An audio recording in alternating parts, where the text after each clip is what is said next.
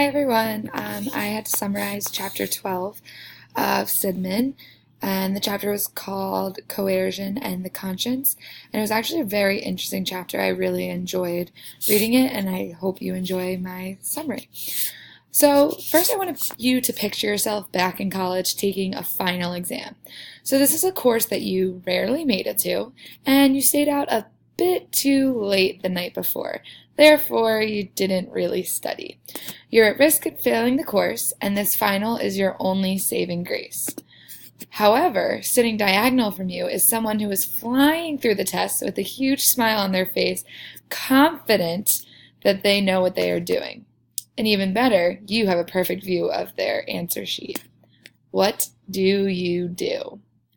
So Sidman opens the chapter talking about the idea of right and wrong and the ability of a conscience to create a feeling of internal pulling when in a sticky situation. He references how people who have a well-developed conscience no longer feel temptation. However, unfortunately, hardly anyone ever makes it to that point. So earlier I stated the ability of conscience to create a feeling.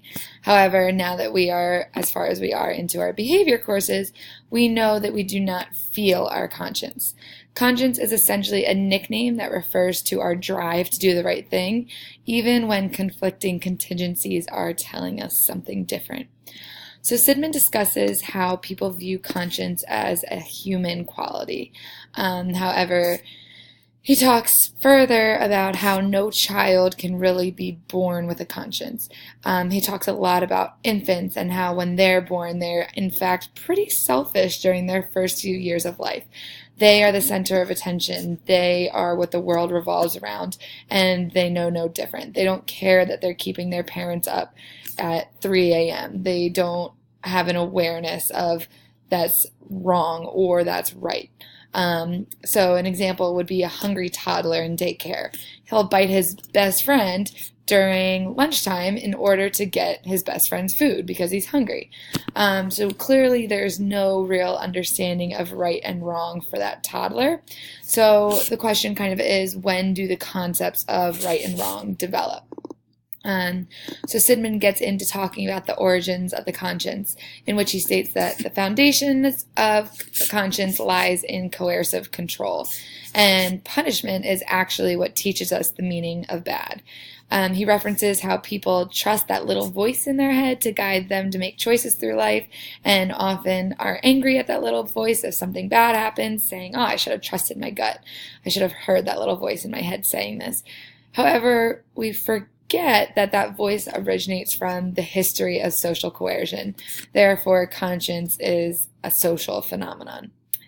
The book uses an example of a rat pushing a lever to get food.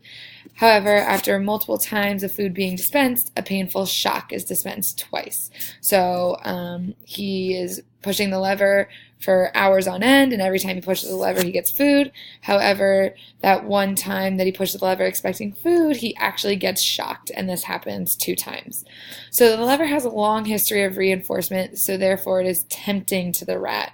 And he kind of goes through approach and withdrawal, where he approaches the lever, however withdraws quickly, remembering that shock or that punishment. So this reminds me of an example of abusing alcohol. So maybe a teenager, someone who just started to drink, drinks over 10 times, has 10 amazing nights, and has tons of fun, has tons of social reinforcement, just has a really great time, doesn't get in trouble by their parents or anything. However, on that 11th night, they drink a little too much and end up in the hospital with alcohol poisoning as, say, 19-year-old. So alcohol prior to the hospital visit had a long history of reinforcement, therefore very tempting to the teenager, regardless of that one-time alcohol poisoning and hospital visit. So in situations like these, the subjects are experiencing approach and withdrawal from the material stated, remembering the positive reinforcement that was delivered to the consumption of alcohol, however also remembering that hospital visit and withdrawing from the behavior of consuming copious amounts of alcohol. The conscience is, so in situations like these, you hope that the subjects will make the right choice based on their past experiences. So the conscience is composed of behaviors that serve as warning signals and bring about avoidance. Sidman then goes into conscience and control. He talks about the brief period of time where children first enter this world and they are not taught how to behave. However, when it does come time to teach, parents teach through punishment. So essentially, they're not rewarding their child for just being and doing, but what they are doing is punishing unacceptable behaviors. So as they grow up, there's kind of an awareness of children in society, how they're not fully developed and their minds are not fully developed, their brains are not fully developed, their behavior repertoire is not fully developed. Therefore, people in the community keep an eye on children, such as teachers and policemen and the public. Generally speaking, keep an eye on children, trying to keep them safe and healthy, but as well as teaching them acceptable behavior. And the goal there is to reinforce correct behaviors and to punish incorrect behaviors to help them form that conscience so they can eventually strive for independence one day and be a successful member in society. The way our consciences develop also determine how we are viewed by others. So someone with a strong conscience often leads an obedient, straight, and narrow life. They are often viewed as loyal, dependable, and responsible. However, there are some negative qualities that they could also experience, such as they are not very interested in creativity because they're so their conscience is so strong, they don't really want to do anything that is not exactly what is expected of them. And on the other hand, people with weak consciences might be viewed as dangerous or untrustworthy. These can be signs of personality disorders, those dangerous people. However, it is important that a therapist only deals with the real world contingencies instead of internal feelings or internal situations. So Sidman asks if the conscience is to be trusted, and the answer I found was to be quite interesting because he spent this whole chapter kind of going back and forth with what the conscience is. So then he asked this big question is if the conscience can be trusted.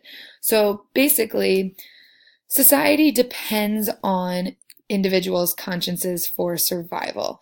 This attributes to civilized interactions as well as civilized choices and actions in society because not everyone can be watched all the time. So organized religion also plays a huge role in helping to build and maintain consciences. However, that inner voice and that conscience can be easily disrupted. So it's very possible to avoid punishment while also achieving a significant gain from breaking the law. So an example could be a multi-billion-dollar company can break the law and their punishment is a fine.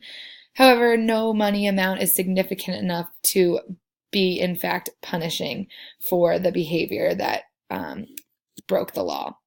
So that being said, our reliance on coercive control to maintain the way of civilization